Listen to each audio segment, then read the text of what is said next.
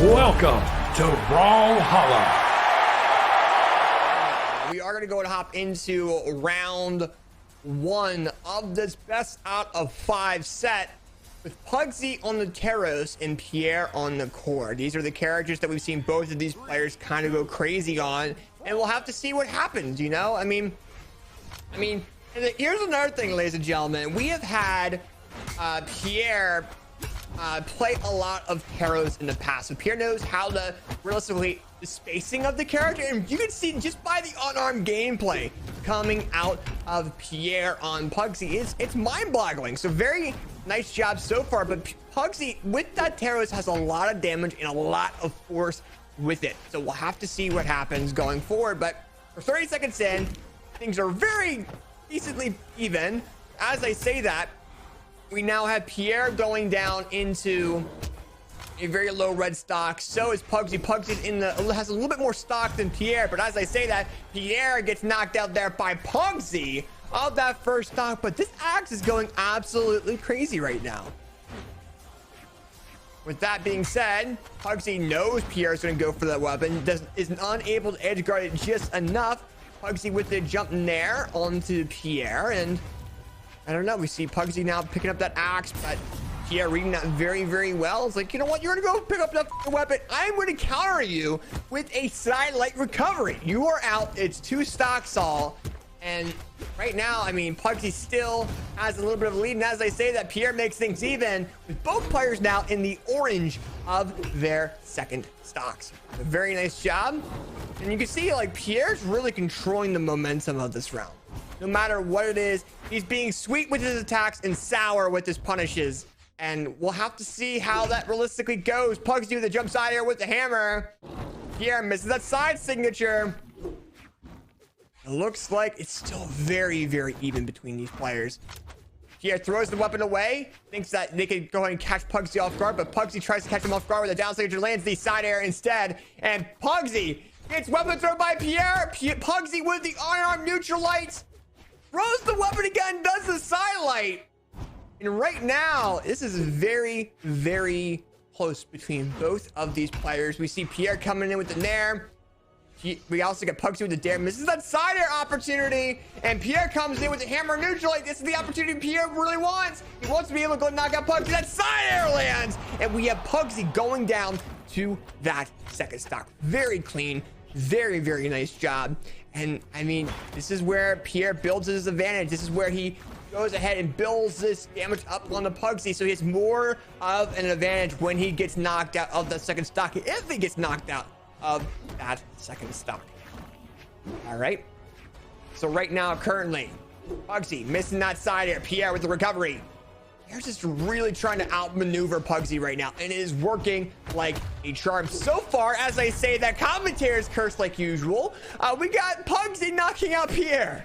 All right, that makes sense. But now with all the damage that Pier has built up onto Pugsy, this is where Pier has the advantage. If Pugsy comes back from this, they are coming back from a decent percentage, like disadvantage over Pier. But right now, Pier comes in with that 2-piece side air.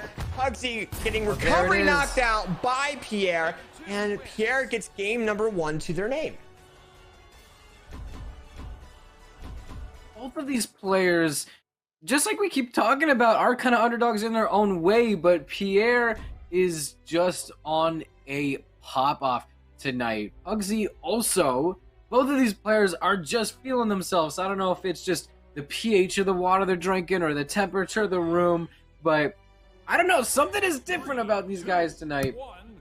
Another thing that is different is the fact that we are touching down on Mammoth Fortress for the second game.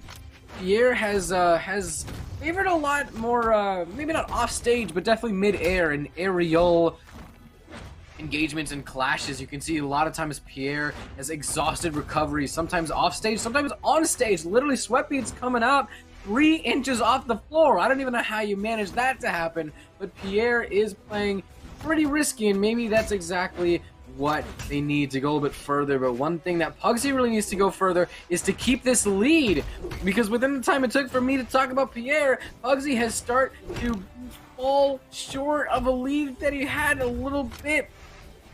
Pier is already starting to look for some SIGs and maybe trying to fish for a KO, just like we talked about with Hammer. Hammer has some pretty decent KO options, and a Stomp Sarah will just fall in your lap eventually. There we go. Pier was about to fall all the way down to the bottom of the stage, but instead somehow clings on and grabs the soft platform, but it's not without a little bit of risk. Pugsy is able to land the side signature, land Pier down to that second stock. Pugsy's wasting no time to get some more cleaning up Pierre's second stock, try to make sure that happens as quickly as possible. Pier still just looking for the KO, and Pugsy is just building and building and building this lead, and that is exactly what Pugsy needs right now, especially after the last game. How dominant of a performance that was, just incredulous. Pugsy is starting to bring it back, and is at a very good chance to maybe be 3-1 in the game. He is. Yeah, and this is absolutely huge for Pugsy. He's up 2 stocks over Pier, and this is what Pugsy actually did in the previous set that they had. They were able to get 2 stocks over their opponent, and that was what got them the win for that round. However, Pierre's still a powerhouse. He's crazy with that hammer. Imagine hammer off edge twice from Pier. It would be absolutely insane, but can he bring Pugsy off that ledge to do like gimps and knockout options? We'll have to see. There we go. He got him off the ledge, but Pugsy wants to get back to that ledge, get back to that platform, take that platform control, is able to take it, but we got Stomp, misses the recovery. Pugsy with a Stomp side air. Pier has no more jumps. Oh is no, there it unable to is. come back to that platform, and Pugsy, very nice job, takes game number 2, and man, this is 1-on-1 right now. These Hammer players are being very courageous off stage. We are going right back to Mammoth Fortress. None of these players choosing to switch off of core for Taros. That last little bit was just kind of proof of how risky Pier likes to play, and maybe that's exactly what they need. Maybe that's exactly what they need to go farther. Maybe that's why he's having this pop-off moment, because he's having these screw-up... No, it's not screw-up. He's not screwing up. Screw-up is what you might call Pugsy for trying to approach Pier off stage, especially when he's on. Pier, Feeling it with these what are you doing? Pier is just feeling it and having these pop-off moments because he's just able to say, screw it, I'm just going to go full commit. You gotta go balls to the wall sometimes, and I think that's exactly what Pier needs to get this far in. We have stocks, orange 3, 2 yellow 2, just over 30 seconds in. Pier is just wonderful, tastically making some magic work with these gauntlets, and there you can also hear with the sweat drops coming out. Is he able to make his way back on the stage? No! Pier knew that Pugsy was waiting out that recovery and was just waiting to place a ground pound. So Pier was trying to play that smart, but sometimes there's not really anything you can do when someone else is already much more prepared than you are. Stocks are even, but damage is not quite. Yeah, absolutely. And with that, I mean, we got Pier at a half stock disadvantage.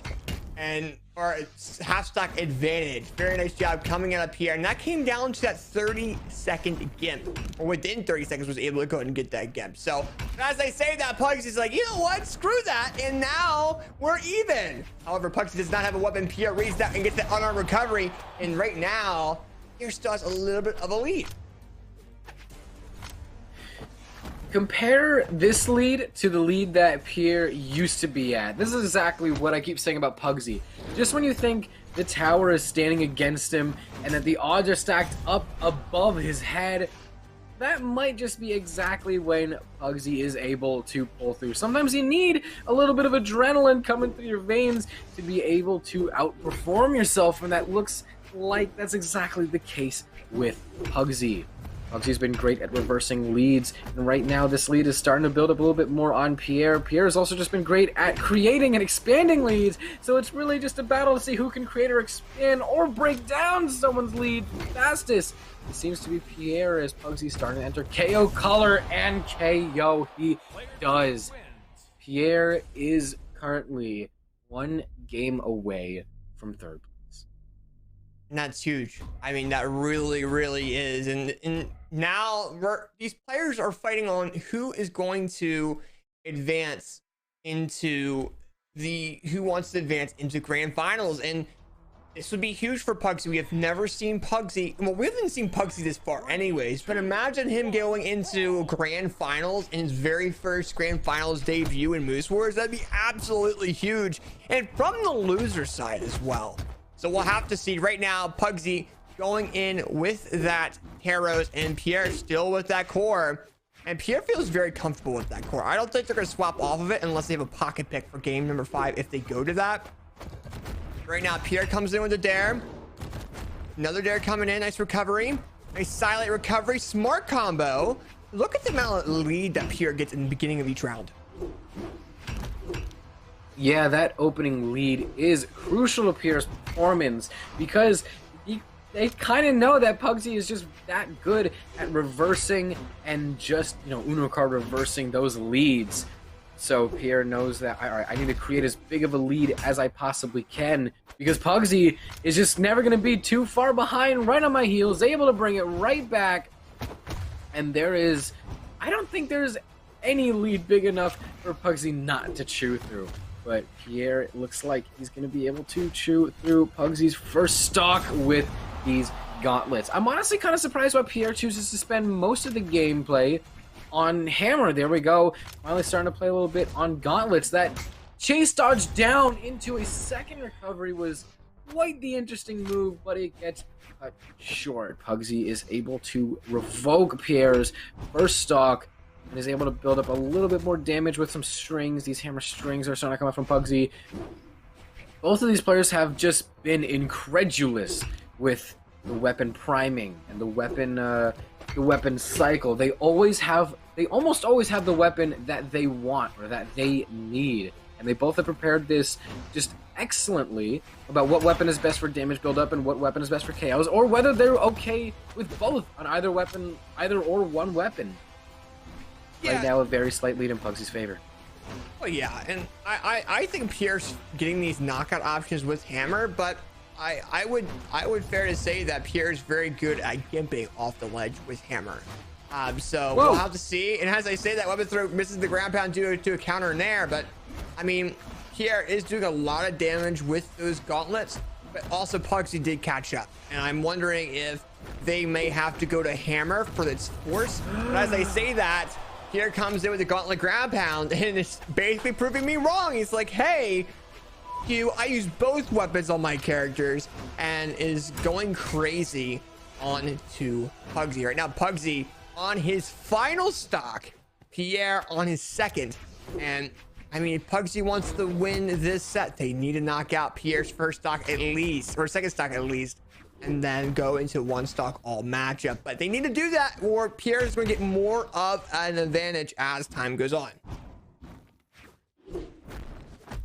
Pier being very good at getting these leads and also expanding them, because right now Pier is not getting off this second stock. The Earth just refused to die, not letting that quite of a deep red, mind you, get taken away by this hammer, but it ends up being a stomp dare that lets Pugsy put Pier on that last stock. But Pugsy is still, mind you, on tournament stock. This is loser semis. This is last stock. This is with the set 2-1. Pierre's looking to make it 3-1, and Pugsy's making a look at 2-2.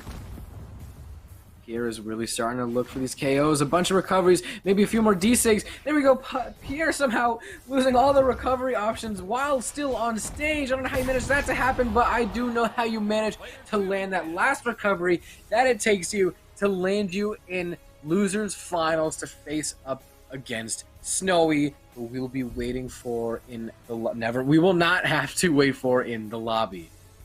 Yeah, and overall, congratulations there to Pier on winning this set 3-1. Very, very nice job. They definitely went ahead and deserved it. But now the real question is going to be, who will advance further into the bracket, go up into the lovely